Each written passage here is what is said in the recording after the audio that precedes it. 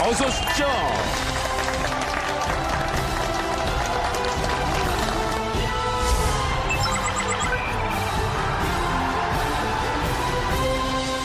그러면 시작을 우리가 가뿐하게 칼슘으로 한번 시작을 해보죠. 네. 뼈 건강에 칼슘이 중요하다는 거는 누구나 알고 있는 얘기잖아요. 그렇다면 오늘은 어떤 또 새로운 얘기를 해주실 겁니까? 뼈 건강에 칼슘은 너무나 당연하죠. 칼슘은 뼈를 튼튼하게 하는데 꼭 필요한 재료이자 우리가 건강을 유지하는 결국은 영양소 중에 하나예요. 뼈라는 게 뭐예요? 단단하잖아요. 근데 어느 때는 또 약해서 골절도 돼요. 그거는 바로 칼슘의 농도에 따라 그렇게 변화가 됩니다. 칼슘이 많으면 단단해지고 칼슘이 적으면 약해지는데 그런데 이런 그 칼슘 때문에 사망할 수도 있다는 거. 또 알고 계셨습니까? 칼슘 때문에 사망할 수도 있다. 이게 무슨 말입니까? 네, 칼슘이 부족하게 되면은요, 147가지나 되는 질병이 온다고 합니다. 그래서 뼈 건강뿐만 아니라 다양한 질병의 원인이 바로 칼슘이고 우리 몸의 건강을 유지하기 위해서 칼슘은 굉장히 중요한 거죠. 어떤 근거가 있는 건가요? 네, 근거 있습니다. 그 노벨상 후보자였던 왈락 박사가 한 연구가 있는데요. 이분이 자연사 하신 분 3,000명을 대상으로 부검을 한번 해봤어요. 그랬더니 대부분이 비타민과 미네랄이 영양소 결핍 때문에 사망했다는 거였어요. 그중에서도 칼슘과 관련된 질병이 147가지나 됐다고 되었습니다. 왜 그런가 했더니 이 칼슘이 부족하게 되면 우리 몸의 신호 전달 체계가 파괴가 돼요. 그러므로 인해 골다공증, 골감소증, 골절과 같은 근결각계 질환이 생길 뿐만 아니라 고혈압, 당뇨, 고지혈증, 심근경색, 류마티스 관절염 그리고 다양한 질병에 노출이 된다는 거죠.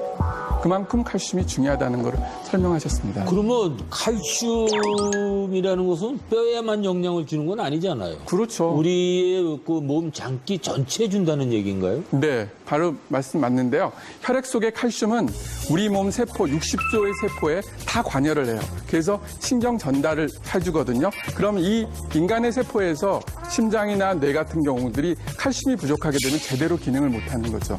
그렇기 때문에 그만큼 칼슘이 중요한데 또한 칼슘이 부족하게 되면 그 몸속에 있는 피를 통해서 뼈를 녹인다는 말까지 있어요. 그게 뭔가 했더니 그 칼슘이 부족하게 되면은 결국은 이제 부갑상선에서 나오는 파레트라는 호르몬이 있습니다. 이게 결국은 이제 그 뼈 속에 있는 칼슘을 나오게 해서 그 혈중의 칼슘 농도를 높여줘요. 그러면은 만약 뼈가 약해지게 되면은 아시는 것처럼 골 감소증이 생기고 골 다공증이 생겨서 나중에는 뼈가 푸석푸석해져요.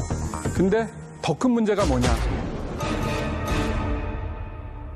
그 뼈에서 녹아있는 칼슘은 우리가 좋지 않은 악성 칼슘이란 말을 합니다. 왜 그러냐면은 이 칼슘이 혈관 벽에 축적이 돼요. 그래서 나중에 혈관을 손상시켜주고 궁극적으로는 동맥경화증을 유발시킨다는 거죠. 그러면은 그로 인해 사망에 이르게 되죠. 오늘 진짜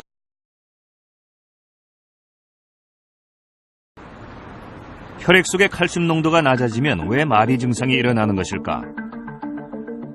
쥐의 심장 근육을 이용해 칼슘이 실제 근육 운동에 어떤 역할을 하는지 확인했다. 쥐의 심장에 칼슘이 함유되어 있는 용액을 주입해주자 심장이 계속 뛰는 것을 확인할 수 있다. 그러나 칼슘이 전혀 들어있지 않은 용액을 주입해주자 심장이 멈춰버렸다.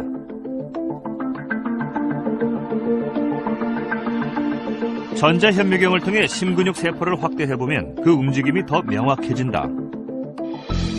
칼슘 용액이 주입될 때의 세포는 활발하게 수축 이완 운동을 하지만 칼슘이 없는 용액에서는 세포가 움직이지 않았다.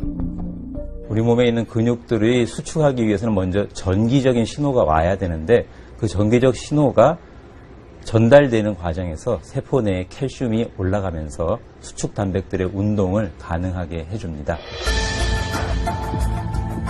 우리 몸의 심장은 단 1초도 쉬지 않고 끊임없이 수축 이완 운동을 해서 생명 활동을 유지한다.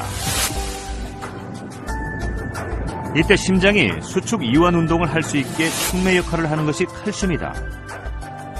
혈액 속에 들어있는 칼슘이 심근육 세포로 들어가면 수축 작용이 일어나고 칼슘이 세포 밖으로 나가면 이완 작용을 한다.